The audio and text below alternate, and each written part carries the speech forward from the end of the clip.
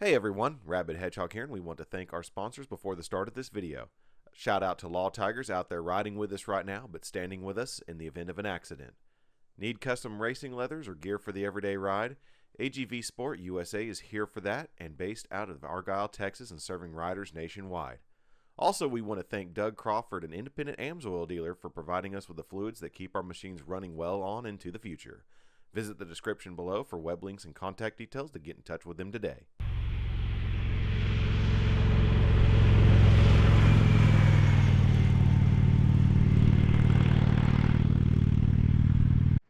Hello everybody, and welcome to the Rabbit Hedgehog channel and Indian Motorcycle of Oklahoma City. And we're going to take a look at one of our other used bikes today, and that is going to be this guy right here. Another 22 model, kind of like the KTM 890 we have, but this one is the 2022 Aprilia Tuono V4. This bike here is quite an impressive machine. I have actually got to ride one of these before. This, of course, is a little bit more updated, more horsepower than the last one I rode. There's only one other bike that's going to be a little bit more potent than this one, and that's the RSV4. The Tuono is the hyper naked version of that, as they call it. And this bike is definitely set up like a monster. So in the engine, it is 1077 cc. It produces roughly 175 to 180 horsepower. So very potent engine. Kind of walking around this bike here real quick. It's got the newer style of front end on Aprilia's, unlike the one I rode last time. Fully adjustable shocks all the way around, just like you would expect. Monoshock in the rear with compression, rebound, and everything. And it's got eye-box springs on the back, which is kind of impressive. Front fork is also fully adjustable as well. This bike is loaded with a ton of tech. And don't get me lying on everything on it. I will try my best to go through it, because there's quite a bit on there. All right, so on the startup screen, you can see what mode you're in. Right now I'm in sport. You have a side stand warning light that pops up. You do have electronic shift aid, so you can bump it and go up and down. And then you do have your neutral indication over here, of course, gear indication altogether. Giant tachometer, speed in the middle. Odometer, you can, kind of scroll through that. There's your fuel, your traction control, and wheelie control. Where that is, you can change your mode over here. There's user, and also tourer mode, and then sport mode. Sport mode being the most wild, of course. This button up here is for the LED control and all-day running lamps. So if you press that, you have your main all-day running lamps on, or you just have the LED stripes on. That's what that button does. This is, of course, engine cutoff to start, all in one. You do have, of course, like if you're in your menus and stuff like that, because you can hold that button and you can see which mode and watt settings they are, and you can adjust that, and that's what that button is for. So if I'm on user, I can adjust all the different stability controls, traction controls, wheelie mitigation, ABS, reaction, launch control, like I said, wheelie controls there, traction control system, Aprilia engine braking, so I can change the engine brake, the mapping, all that is here in this deal here. You can also adjust it kind of on the fly. There's this plus minus right here. So if you're in tour mode and you want a little bit more aggressive traction control or less aggressive traction control, you can press this plus and minus on this left side, and that will allow you to adjust that on the fly while you're in motion. So again, hold that button down, then you get your different modes and all that good stuff. I mean, this thing has so much that it can do. You do have cruise control as well. And just like every other Piaggio, you hold that until the cruise control light lights up. Of course, we're not on, so it won't pop up right now, but then it will pop up, and of course you can put it on cruise control and you can cruise from there. Turn signals, horn, Flash Pass Plus brights on the back side there on the left. So overall, just a standard affair there. We'll go ahead and start this bad boy up. All right. Seat height again is around 33 inches or so. I'll get the exact details in the description below of this motorcycle and all that it is. This one's been set up for going around a track, I will say that. And of course has frame sliders and everything on it, so it is ready to go for that as well. We're gonna take off in sport mode. Oh, up at the top, I forgot to mention coolant temperature plus your fuel gauge is up there as well. Well, look at that. Ooh, boy, that clutch is very fast. It's like a 1.5, 2. It comes right off the grip and begins to hit its friction zone. So it's a very quick acting clutch.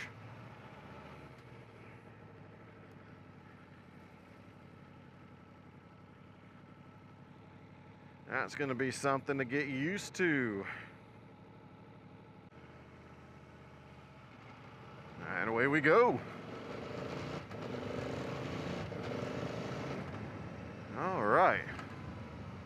Like I said, it does have the electric shift. Very crisp on it, but there is a lag going up, at least as I felt there. And that's keeping in the throttle, so I'll check it here in a moment to see if I still feel that going further. That's one thing I don't necessarily like about the electronic shift aid, is because it always seems to have a little bit of a lag, because it does gotta shut the engine down, and there I am using a clutch and it's way smoother. I'll have to remember to not use the clutch here in a second. It's just a bad habit of mine whenever I'm on a bike like this, because I'm so used to using it that I'd rather just, you know, revert back to standard mode basically. Yeah, there's a little, I went from second to third there. There's a little bit of a hiccup in there. Now the downshifts though are absolutely crisp. They're second gear, really nice engine braking.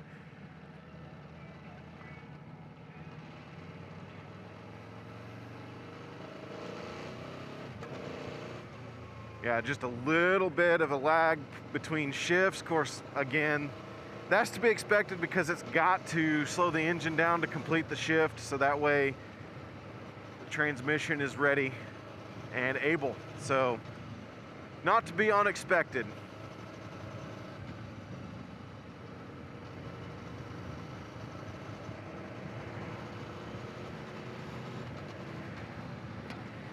This engine, of course, being as powerful as it is going to be extremely effortless to use. And it doesn't take much. I'm in fourth gear right now, and I'm barely pulling about 3,000 RPM right now. I can see the 3 kind of bouncing up and down, so it's either 29 to 3 at 35, 36 miles an hour. So, of course, this is not designed to be exactly the slowest bike in the world now, is it? And I'm gonna ride it like a slowest bike in the world. The transitions on this bike are wonderful. That was a very nice, crisp turn. Very steady on the throttle. Even on this broken portion here, it's very nice. And coming to a stop, those brakes are also spot on. I mean, that's a very potent braking system. Of course, we're using Brimbos in the front, twin discs. Mono blocks, just absolutely set up for some monstrous track and braking ability with this package.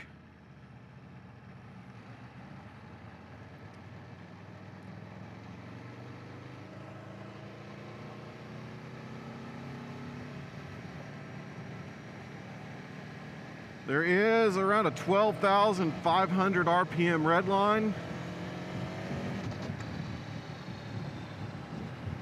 So you have quite a bit of revving to do. Of course, it makes its horsepower in the mid to high ranges.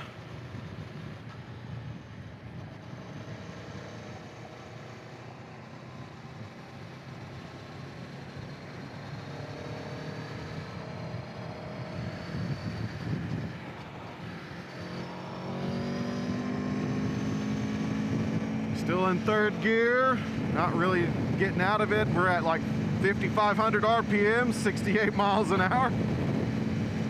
Got some buzzing, you can definitely feel all throughout the bike right now. Jump up to fourth there, we're still around 5,000 RPM, so we lost 500 RPM there.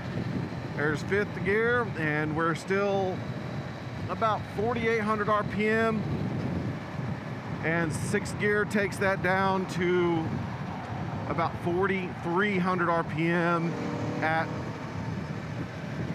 around 70. Yep, about 43 to 45, somewhere in there. So gearing is very short on this, very short ratio. Of course, it is the same way that your Moto Guzzi and other Piaggio products does their cruise control. You set it, and then you hit the button again that you turn it on with, and that way it sets to the bike there. And then you can do your plus and minus on that side there. You can see my electric gear indication there that says I am able to go down right now, which is fantastic. Of course, I don't know if that disables the cruise control. I'll find out here in a second.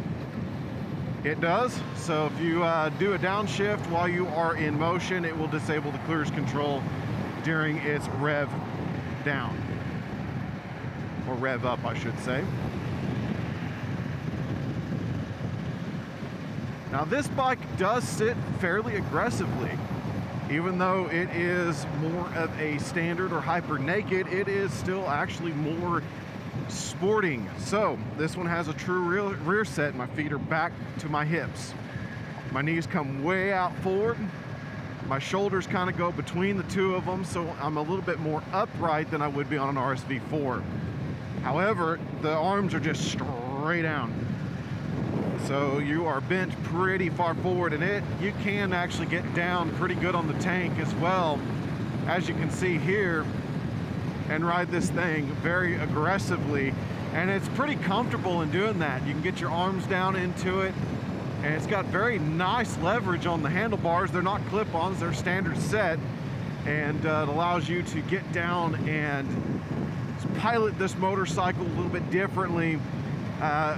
If you're on a track, or if you're, on the street, you can stand it up, or you can stand up here, or you can just lay down and get going and have some fun with it.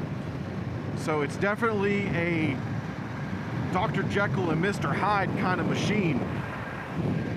Visibility out of the mirrors are actually really good, even with it being in the tamest mode that I can do right now at, sixth gear, 65, 66 miles an hour, and at 3,700 RPMs or so right now.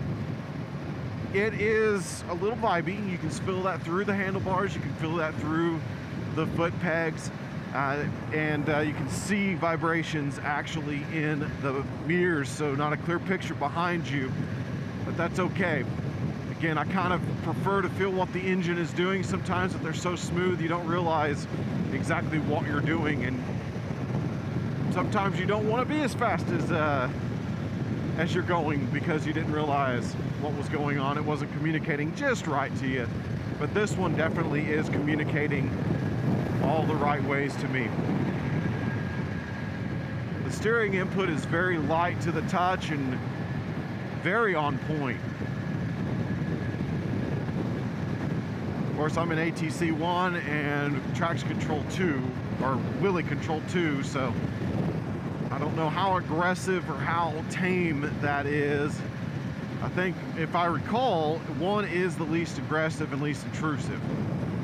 So I'm keeping it a little bit less traction control-y, but a little bit more wheelie control-y, because I don't want to lift the front wheel, because this thing, it in top gear there absolutely rips really fast.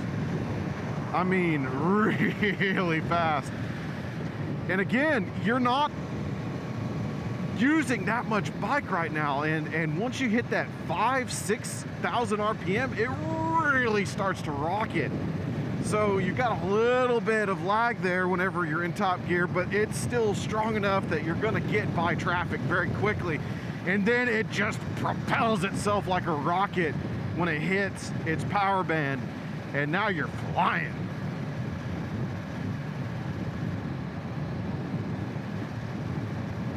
But again, you have almost all the horsepower in the world to ask of this motorcycle, because again, you got 175 to 80 horsepower in this monster here in a very lightweight package.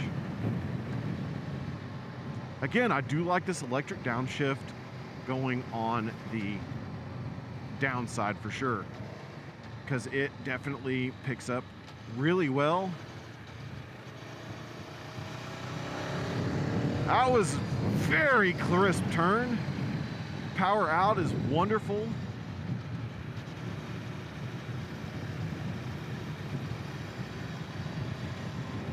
Got a truck to ruin the fun here, but that's okay.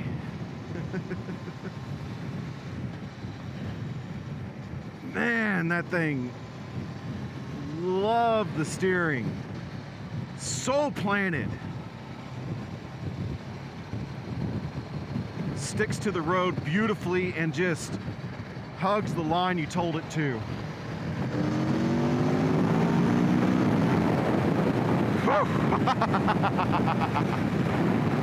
Again, this thing just rockets away, and it has power in every gear.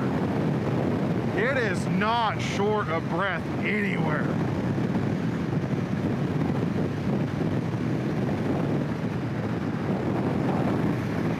We're heading into the wind today, and I do believe we got another wonderful windy day in Oklahoma, so going straight south into 15 to 20 mile an hour winds.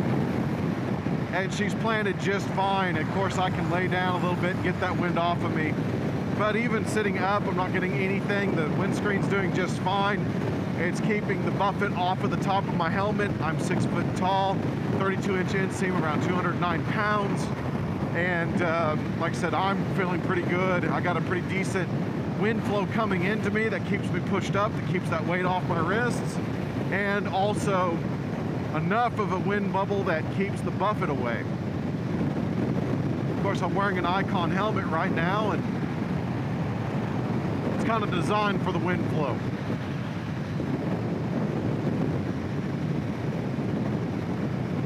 But the suspension is really nice on this bike as well. It's very planted. It is tight suspension, I will give it that. But despite that, it is still holding on to these roads really well. It does translate a little bit more bounce than the WP suspension that we dealt with yesterday. And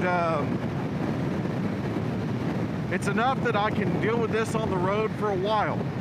In terms of the seat comfort, I will give that it is definitely more comfortable than the KTM that I rode yesterday. This is pretty on par with the Z900 in terms of the seat comfort. However, I am a little bit more cramped in the bottom because of the full rear set, and I am pretty tucked into the bike overall with my legs. So it's a little bit more aggressive than a Z900, which is also kind of that hyper naked category as well. And you know, that's just the nature of this motorcycle. It's not uncomfortable by any means. I don't have any hot spots or anything else. It's just that I know that at a time I'm gonna need to get my knees shaken out a couple of times, like shake my legs out and stuff. I know that's gonna be coming probably within about an hour.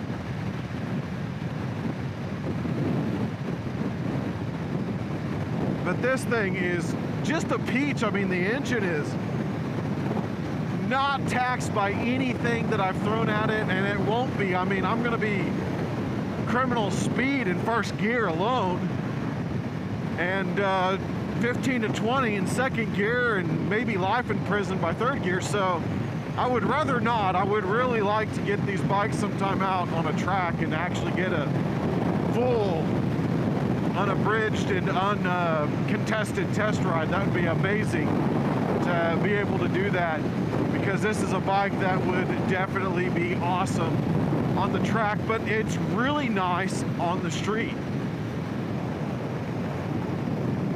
I'm not getting any heat off of the engine whatsoever, nothing burning my feet, nothing burning my thighs. It's running along pretty cool, about 180 degrees in terms of what it shows up there on the dashboard. So So it actually runs a little hotter than my old FTR even, which usually ran around 160 as long as you were in motion.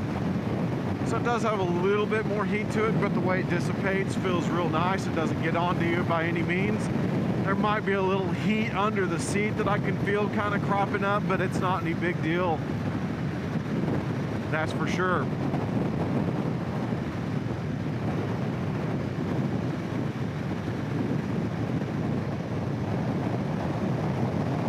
But this is a very comfortable hyper naked. And it's really calm. It's really Dr. Jekyll and Mr. Hyde. I mean, right now it's so calm, and then you pull that throttle and all of a sudden you are the most evil man in the world. It really doesn't take much, folks. It does not. Even in top gear. Again, you can program that engine braking. I know I'm in engine braking 2, and I really like how it responds in engine braking 2. The ABS and everything's really nice. It's really crisp. Everything responds real nicely. The brakes are real super easy to modulate. Both front and rear are really nice.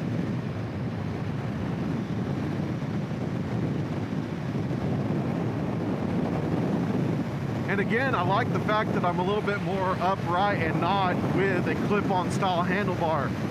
I don't mind having an actual handlebar with clamp because I'm a little bit more upright and a little bit more comfortable.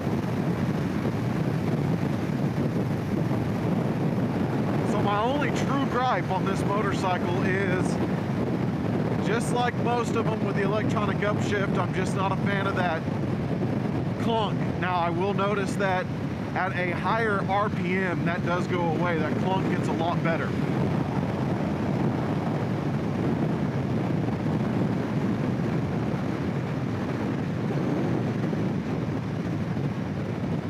But there's always that little bit of a stall. But I get it, because the engine does have to mesh really well with the transmission, so that way you're just not banging gears and hurting it. Because you don't want to pay for an expensive engine because you hurt it. But the downshifts are so clean on this bike. So clean.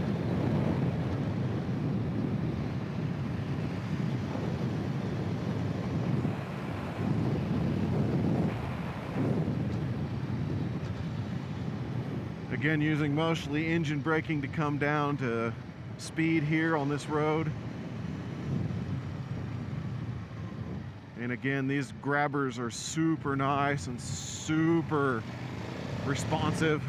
Woo.